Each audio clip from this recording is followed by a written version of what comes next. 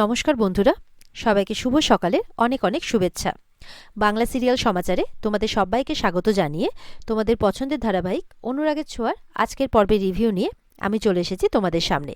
তাহলে চলো আমরা দেখে নিই যে আজকের পর্বে কি হতে চলেছে। দীপা সূর্যকে নিয়ে ঘরে আসে। দীপা বলছে, রূপা কি আমাদের কোনো কথা শুনবে না? আমার আর ভালো লাগছে না, আমি আর পারছি না এসব সহ্য করতে। সূর্য বলছে, আমরা রূপার বাবা মা, বাবা মা হয়ে আমরা রূপার উপরে কি করে ভরসা না রেখে থাকতে পারি? আমাদেরকে তো রূপাকে ভরসা করতেই হবে। রূপা কখনো কোনো খারাপ কাজ করবে না, এইটুকু আমি খুব ভালো করেই জানি। আর আমার মনে হয় তোমারও এটা জানা উচিত। রূপা যে লাবণ্য আর শালিনীকে কেন এতটা সাপোর্ট করছে এটাও আমি খুব ভালো করে জানি। আসলে তুমি যখন প্রেগনেন্ট হয়েছিলে তখন তো আমি তোমাকে যা নয় তাই বলেছিলাম, তোমাকে বিশ্বাসটাও করিনি। আজকে লাবণ্যদের যেই পরিস্থিতি, একদিন সেই পরিস্থিতির মধ্যে দিয়ে তো তোমাদেরকেও যেতে হয়েছে। আর রূপার ছোট্ট অবস্থা থেকে সেই সব কিছু দেখেছে। সেই জন্য আজকে লাবণ্যর পরিস্থিতিটা আজকে খুব ভালো করে বুঝতে পারছে রূপা। লাবণ্যর জায়গাতে ও নিজেকে রেখে সেই জায়গাটা ফিল করছে। সেই জন্যই ও ওদের জন্য এত কিছু করছে। ও তোমার সাথে যেটা অন্যায় হয়েছে সেই অন্যায়টা ওদের সাথে হতে দিতে চাইছে না, তাই ও এমনটা করছে। আমি ওর বাবা হয়ে ওকে খুব ভালো করে বুঝি। তোমাকেও এই বিশ্বাসটা ওর প্রতি রাখতে হবে। আমাদের মেয়ের প্রতি আমাদেরকে বিশ্বাস রাখতে হবে। দীপার হাত ধরে বলছে। তারপর দীপা হাতটা ছাড়িয়ে নিয়ে বলছে, আমাদের জীবনে শান্তি নেই ডাক্তারবাবু, একদম শান্তি নেই। তখন দীপার ফোনে একটা ফোন আসে। দীপা ফোনটা রিসিভ করতেই দীপার অবাক হয়ে যায়, একটা শক পায় যেন। ফোনটা যেন হাত থেকে পড়ে যাবে এরকম অবস্থা। সূর্য বলে, কি হয়েছে? তখন দীপা বলছে, শালিনী আর নেই। তখন বলছে, নেই মানে? বলছে যে একটা সংস্থাতে শালিনী আমার নাম্বারটা দিয়ে রেখেছিল, তারাই ওখান থেকে আমাকে ফোন করে জানালো। এটা শুনে তো সূর্যরও মনটা খুব খারাপ হয়ে যায়, দীপারও মনটা খারাপ হয়ে যায়, চোখে জল। বলছে, আচ্ছা লাবণ্যর কি অসহ্য লাগবে? তখন সেই মুহূর্তে লাবণ্য এসছে খেলনাপাতি নিয়ে, যে ও নাকি চা বানিয়েছে। সেই খেলনাপাতি চায়ের কাপ প্লেট সূর্যর হাতে দিচ্ছে, আর এদিকে দীপার হাতেও দিচ্ছে। সূর্য তো ওর দিকে তাকিয়েই আছে, কারণ এই মুহূর্তে এরকম একটা খবর পেয়েছে তারা। এরপরে দীপার কাছে আসতে দীপা তো জড়িয়ে ধরে কাঁদতে থাকে লাবণ্যকে। সূর্য বলছে, এতটুকু মেয়ে কি আর অসহ্য? আমরা ওকে বাবা মা হিসেবে খুব ভালোবাসা দিয়ে বড় করে তুলব। দীপা বলছে, হ্যাঁ, আমি আমি থাকতে ও কোনোদিনও কোনো কিছুর অভাব বোধ করবে না, ওকে আমি ভালো করে যত্ন করে মানুষ করব। এইভাবে বলছে আর কি, যে লাবণ্যর প্রতি তারা তাদের বাবা মায়ের কর্তব্যটা খুব ভালো করে পালন করবে। ওদিকে দেখা যাচ্ছে যে রূপা ডান্সের ব্যাপারে কিছু আলোচনা করতে করতে এক জায়গা থেকে ফিরছে কৃষ্ণর সাথে। সম্ভবত সে কোনো একটা চেকও পেয়েছে, সেই টাকাটা দিয়ে হয়তো সে তার মাকে সাহায্য করবে। এরপরে কথায় কথায় কৃষ্ণ রূপাকে যে এতটা সাহায্য করছে, রূপা বলছে, আচ্ছা তুমি একটা কথা বলো তো আমাকে, তুমি আমাকে এতটা সাহায্য করছো কেন? কদিনের বা আলাপ আমাদের? তখন বলছে, আমি এই সমস্ত কিছু তোমার মায়ের জন্য করছি। বলছে, আমার মায়ের জন্য? কিন্তু কেন? তখন বলছে যে ওনার মধ্যেও আমি একটা মা মা ভাব খুঁজে পাই। তখন বলছে, কেন তোমার মা নেই? তখন কৃষ্ণ চুপ করে যায়। কিছুক্ষণ পর রূপা জোর করাতে বলছে, হ্যাঁ আছে, দূরে আছে, অনেক দূরে। তখন রূপা একটু অবাক হয়। দূরে মানে? তার মানে কি তুমি বাড়ি থেকে পালিয়ে বেড়াচ্ছ? এটা শুনে অবাক হয়ে যায় কৃষ্ণ, কিছু কথা বলে না। তখন বলছে, বলো না, আমাকে জানতেই হবে, তুমি তোমার ব্যাপারে অনেক কিছুই আড়াল করো। তখন কৃষ্ণ কিছু বলতে যাবে কি, কৃষ্ণর কাছে একটা ফোন আসে। আর ওদিকে দেখা যাচ্ছে কোনো একজন মহিলা মন্দিরে পুজো দিচ্ছে, আর পুরোহিত মশাই তাকে বলছে, দেখবে একদিন না একদিন তুমি তোমার ছেলেকে ঠিক খুঁজে পাবে। আর এদিকে কৃষ্ণর কাছে ফোন আসে যে বাচ্চারা সবাই চলে এসেছে, তারা যেই কারণে ওয়েট করছিল আর কি। রূপাকে বলে যে চলো আমাদেরকে তাড়াতাড়ি যেতে হবে। এই বলে তো কৃষ্ণ রওনা হয়ে যায়।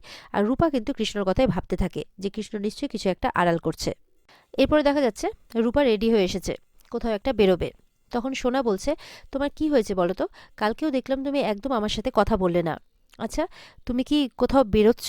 আর তোমাকে কি কৃষ্ণ কোনোভাবে সাহায্য করছে? তখন রূপা বলছে, শোনো, তুমি কিন্তু এই কথাটা কাউকে বলবে না। দেখা যাচ্ছে আড়াল থেকে রত্না দেবী কিন্তু সবটা শুনছে। বলছে, আমার কিছুক্ষণ পর একটা মিউজিক ডান্সের ভিডিও শ্যুট আছে, তো তারা আমাকে 2 লাখ টাকা দেবে বলেছে। বাচ্চাদের দেওয়ার পরও আমার কাছে 1,75,000 টাকা থেকে যাবে, যেটা দিয়ে আমি মাকে সাহায্য করতে চাই। আর এটা দিয়ে আমার মনে হয় বাজেটের অনেকটা খরচাই উঠে আসবে। আমি চাই না যে মা জানুক যে টাকাটা আমি দিচ্ছি। তুমি গিয়ে মাকে টাকাটা হাতে দেবে। আর হাতে দেবে বলতে একদম বাজারের লোকদেরকে দেবে। আর এই কথাটা কিন্তু কাউকে বলবে না। কিন্তু রত্নাদেবী তো শুনে ফেলেছেন, এবার তো এই প্ল্যানটা ভেস্তে দেওয়ার পুরোপুরি চেষ্টা করবেন। সোনা বলছে, আচ্ছা তুমি একা একা এত সব কিছু কি করে করলে? তখন বলছে, আরে মায়াপুরেই আমার সাথে ওরা যোগাযোগ করেছিল, সেই সুযোগটাকে আমি এতদিনে কাজে লাগালাম। বলছে আর কৃষ্ণ আমাকে এই সব ব্যাপারে হেল্প করছে। ওদিকে রত্নাদেবী বলছে, কৃষ্ণ, দাঁড়া দাঁড়া, তোর দেখাচ্ছি মজা, তোর 12টা বাজিয়ে ছাড়বো আমি, এরকম কথা বলছে। বলছে ও নাকি মায়ের খুব বড় ফ্যান, আর মাকে সাহায্য করার জন্য এত সব কিছু করছে। ও নাকি মায়ের মধ্যে ইটারনাল মাদার ফিগার দেখে। ইতিমধ্যেই দেখা যাচ্ছে দীপা উপর থেকে লাবণ্যকে নিয়ে আসছে। লাবণ্য পুরো একদম সেবদের মতো সেজেছে। তখন সোনা বলছে, এ কি, আমি কাকে দেখছি? লাবণ্য বলছে, আমি ভালো মায়ের রেস্টুরেন্টে গিয়ে কুকস করব। সোনা বলছে, বাবা তুই আবার রেস্টুরেন্ট বলতেও শিখে গেছিস? আবার কুজ্জটিকা ওয়ার্ডটাকেও বলছে। দীপা বলছে, দেখছো, কুজ্জটিকা বলতেও শিখে গেছে। তখন ওদিকে দীপাকে খাওয়ার দাওয়ার কথা বলছে আর কি দীপা শ্বশুরমশাই। বলছে, না না বাবা, আমার এখন খাওয়ার সময় নেই, আমি রেস্টুরেন্টে কিছু একটা খেয়ে নেবো। বলে, একদম না, দাঁড়া, সঙ্গে করে খাবার নিতেই হবে, আমিও যাবো তোদের সঙ্গে। এই বলে ভেতরে খাবার আনতে চলে যায়। ওদিকে দেখা যাচ্ছে উর্মি রান্নাবান্না করছে। এবার উর্মির কাছে গেছে উর্মির মা, উর্মির কান ভরতে। উর্মির কিন্তু এই সমস্ত দিকে বিশেষ কিছু একটা ধ্যান নেই, নিজের মতো নিজেই সবজি কাটছে আর কি, রান্নাবান্না করবে। তখন বলছে, জানিস, এই এই ব্যাপার, রূপা এরকম এরকম করছে, আর এই এই কাজগুলো করে বাড়িতে সবার কাছে নাম কিনতে চাইছে, সবার কাছে বড় হতে চাইছে। তুই কিন্তু একদম এই জিনিসটা হতে দিবি না। উর্মি বলছে, আমি এখন এইসব ব্যাপার নিয়ে ভাবতে পারছি না মা। বলে, ভাবতে হবে তোকে, একদম ভাবতে হবে। আমি যেরকমটা বলছি তুই ঠিক সেরকমটাই করবি। যদি না করিস তাহলে রূপার জায়গা এই বাড়িতে যতটা বড় হবে, তোর বাইরে যাওয়ার রাস্তাটা ততই বেশি চওড়া হবে। এটা তুই একদম হতে দিবি না। এনে আমি একটা ওষুধ এনেছি, ওর খাবারের মধ্যে তুই এটা মিশিয়ে দিবি, যাতে ও ওখানে গিয়ে কোনো ডান্স না করতে পারে। তখন উর্মি বলছে, না না না, এটার জন্য আমার মন সায় দিচ্ছে না, আমি এই সমস্ত কিছু করতে পারবো না। বলে, করতে পারবি না মানে? তুই ভুলে গেছিস যে তোর কি কি ক্ষতি করেছে? উর্মি বলছে, তবুও আমার মন সায় দিচ্ছে না। কোন না কোন ওষুধ নিয়ে এসেছো, যদি এতে রূপার কোনো ক্ষতি হয়ে যায় তখন? বলে, ক্ষতির কথা তোকে ভাবতে হবে না, তোকে এত মন দিয়েও কোনো কিছু ভাবতে হবে না, আর মন সায় দিচ্ছে না, মনের কথা শুনতেও হবে না। তুই শুধু আমার কথা শুনবি, আমি ঠিক যেমনটা বলবো ঠিক তেমনটাই করবি। এটা একটা ওষুধ, নে, এটা নিয়ে তুই খাবারে মিলিয়ে দিবি। তুই কি ভুলে গেছিস যে তোর সঙ্গে ও কি করেছে? ওর মা এতবার করে বলার জন্যে উর্মির মাথায় কিন্তু আবার ক্লিক করে। ওই রূপার উপরে যে রাগগুলো আছে যেই কারণে, সেই কারণগুলো মনে পড়তে থাকে। তখন উর্মি ঠিক করে যে ওষুধটা সে মেশাবে। এদিকে দেখা যাচ্ছে রূপা বেরোবে। রূপা তখন সোনারা তো খেতে বসেছে। সোনাকে বলছে যে, সোনা তুমি সবাইকে বলে দিও যে আমার একটু কাজ আছে, আমি বেরোচ্ছি। তখন সূর্য আসে সেখানে।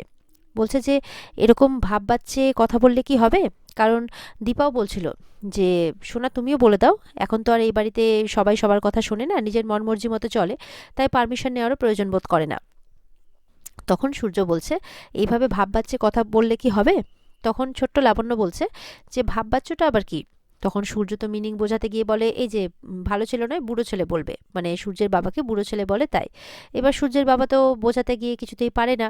তখন এই নিয়ে সবাই হাসাহাসি করছে। তখন দেখা যাচ্ছে রূপা যখন বেরোচ্ছে, তখন উর্মি আসে। উর্মি এসে বলে, দাঁড়া রূপা, এই যে তোর জন্য মিল্ক শেক বানিয়েছি, একদম ছোটবেলার মতো, খেয়ে দেখ তো ছোটবেলার মতো হয়েছে কিনা। সবাই দেখে কিন্তু অবাক হয়। দীপা মনে মনে ভাবছে, উর্মি এত তাড়াতাড়ি বদলে গেল। তারপরে ওদিক থেকে রূপাও ভাবছে আর কি, কি ব্যাপার, কাকিয়া আমার জন্য মিল্কশেক নিয়ে এসেছে। বলে, তুমি নিয়ে এসেছো? বলে, হ্যাঁ আমি নিয়ে এসেছি, খেয়ে দেখ ছোটবেলার মতো হয়েছে কিনা। তখন তো রূপা খাচ্ছে। রূপা খেয়ে তখন তার কাকিয়াকে জড়িয়ে ধরছে যে, সরি কাকিয়া, আমার ভুল হয়ে গেছে, আর হবে না। এই বলে কাকিয়াকে ধরে কাঁদছে। দেখা যাচ্ছে উর্মিরও চোখে জল, কারণ কোথাও না কোথাও তো উর্মি তার খারাপ মানসিকতাটা ছেড়ে ভালো মানসিকতায় ফিরে গেছিল। আর রূপাকে নিজের দিদির সন্তান নয়, নিজের সন্তান বলেই সোনা রূপাকে আর কি ছোট থেকে বড় করেছে আর কি। যাই হোক, সেই ভাবটা উর্মির মনেও জেগে উঠছে। তো উর্মির চোখে জল। এবার উর্মি কি করছে, রূপা যখন আবারও খেতে যাবে, রূপাকে কিন্তু থামাচ্ছে, গ্লাসটা ধরে নিয়েছে যাতে রূপা না খায়। তখন কি করছে, উর্মির মা তো আড়াল থেকে দেখছে। উর্মির মা তখন উর্মির কাছে গিয়ে উপস্থিত, উর্মি উর্মি করে দিয়ে উর্মিকে ওখান থেকে সরিয়ে নিয়ে চলে আসে, যাতে গ্লাসটা উর্মি সরিয়ে না নেয়। উর্মিকে বলছে, চল, বাকি সবাইকে খেতে দিতে হবে তো, এখানে থাকলে হবে নাকি? এই বলে উর্মিকে নিয়ে চলে যায়। উর্মি কিন্তু কাঁদতে কাঁদতে চলে যায়। আর সেই সময় দেখা যাচ্ছে রূপা তো সবটাই খেয়ে নেয়, খেয়ে নিয়ে কিন্তু বাইরে চলে যায়। এরপরে কিন্তু দীপা বলছে, আমার মনটা কেন জানি না কু গাইছে, তুমি দেখো ঠাকুর, সবকিছু যাতে ভালো থাকে। এদিকে তো রূপা, কৃষ্ণ আর সোনা কাজের জায়গাতে এসে গেছে। রূপা বলছে যে, স্যার আমার অ্যাডভান্সটা। বলে, আগে কাজটা তো শুরু করুন, কাজটা তো শুরুই হলো না, আগেই টাকা চাইছেন। বলে, আমার টাকাটার খুব এমার্জেন্সি আছে, আপনি একটু টাকাটা দিলে ভালো হয়। তখন অ্যাডভান্স টাকাটা উনি রূপাকে দিয়ে দেন। রূপা সেটা কৃষ্ণর হাতে দেয় যে ঠিকঠাক জায়গায় পৌঁছে দেওয়ার জন্যে। আর কৃষ্ণ তখন বলছে, আচ্ছা ঠিক আছে, আমি গিয়ে পৌঁছে দিচ্ছি। সোনা বলছে, আমিও যাই সঙ্গে। তখন বলছে, আচ্ছা বেশ, তুই যাবি তো যা, সঙ্গে যা, কোনো অসুবিধে নেই। এই বলে কিন্তু কৃষ্ণ আর সোনা বাইকে করে একই বাইকে রওনা হয়ে যায়। আর সোনার হেলমেট পরতে একটু অসুবিধে হচ্ছিল, তখন কিন্তু কৃষ্ণই হেলমেটটা পরিয়ে দেয়। সোনার মনে কিন্তু কৃষ্ণকে নিয়ে একটা ভাব তৈরি হয়ে গেছে অলরেডি, কিন্তু কৃষ্ণর মনে তো ভাব রয়েছে রূপার জন্যে। কৃষ্ণরা চলে যাওয়ার পর রূপা মনে মনে ভাবছে, তুমি চিন্তা করো না মা, বাকি টাকাগুলো আমি ঠিক জোগাড় করে ফেলবো। কৃষ্ণরা তো রওনা হয়ে যায়, আর রওনা হওয়ার সময় সোনাকে বলছে, আপনার যদি অসুবিধা হয় আপনি আমার ঘাড়ে হাত দিয়েও বসতে পারেন। এদিকে দেখা যাচ্ছে দীপা রেস্টুরেন্টে রান্না করছে, আর সেখানে ছোট্ট লাবণ্য তার খেলনাপাতি নিয়ে খেলছে। তখন দীপার শ্বশুরমশাই তো লাবণ্যর কাছে গেছে, যে তুমি কি বানাচ্ছ? বলে আমি ডেজার্ট বানাচ্ছি। বলে তাই, তুমি আমাকে দেবে, আমিও খাবো। বলে না না, তোমার তো সুগার। বলে ও, তুমি এটাও জেনে গেছো যে আমার সুগার? বলে হ্যাঁ, আমাকেই তো তোমার টেক কেয়ার করতে হবে না? তখন বলছে হ্যাঁ সত্যিই তো, আমাকেই তো তোমার টেক কেয়ার, মানে তোমাকেই তো আমার টেক কেয়ার করতে হবে। আচ্ছা তবুও একটু দাও, এটা তো সত্যি সত্যি ডেজার্ট নয়। বলে না না, এটা সত্যি সত্যি। বলে ও তাই, তাহলে তো আমার সুগার হয়ে যেতে পারে খেলে, তাহলে তো আমার খাওয়া চলবে না। তো এইভাবে দাদু আর নাতনি মিলে মজা ঠাট্টা করছে আর কি। ওদিকে দেখা যাচ্ছে যে বিক্রম এসেছে, বলছে গত মাসের কিছু পেমেন্ট ঢুকেছে। তখন দীপা বলছে খুব ভালো, তাহলে এগুলো দিয়ে ধার বাকি যেগুলো আছে যতটা পারা যায় শোধ করে দাও। তখন বলছে হ্যাঁ সেই করি, ধার বাকি যত মিটে ততই ভালো। তখন বিক্রম তো ফোন করছে, ফোন করে দেখছে এ কি, ধার বাকি তো অলরেডি শোধ হয়ে গেছে, কি করে সম্ভব? দীপাও কিন্তু অবাক হয়ে যায়। টাকাগুলো আর কেউ নয়, রূপাই শোধ করেছে, কিন্তু দীপারা তো সেটা জানে না, তাই দীপারা অবাক হচ্ছে।